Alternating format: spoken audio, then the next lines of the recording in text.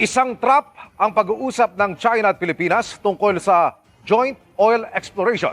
Ayon po yan kay retired Supreme Court Associate Justice Antonio Carpio.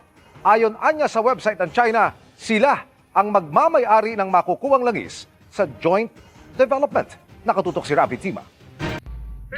Ang mga radio challenge na ito hindi na raw bago kay retired Associate Justice Antonio Carpio.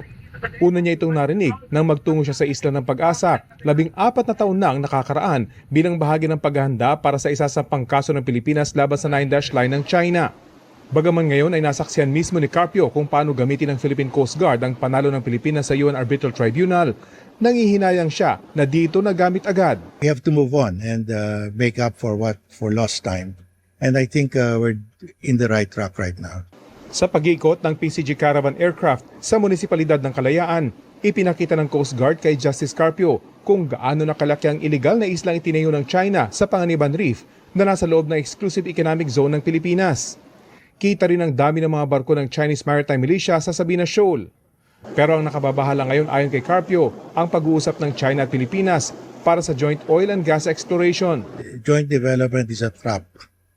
Because joint development means, you go to the website of China, it says joint development means China owns the gas, the oil, all the natural resources.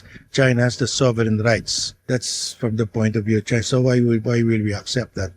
Ang PCG tuloy lang naman daw sa kanilang trabaho at bagaman aminadong apektado sila sa pagmahal ng krudo, ayon sa PCG, hindi nito maapektuhan ang kanilang operasyon sa West Philippine Sea. Ang pag-utos ni Commandant, we prioritize the Coast Guard deployment sa West Philippine Sea, whether para sa barko or sa aircraft. No?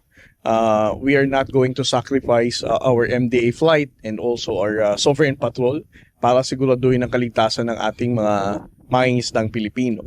Sa kabila ng walang tigil na harassment, radio challenge at pati na pagpapalipad ng helicopter, tulad ng nakita ng aming mga piloto kanina sa kanilang radar na sumunod dito sa sinasakyan naming eroplano ng PCG.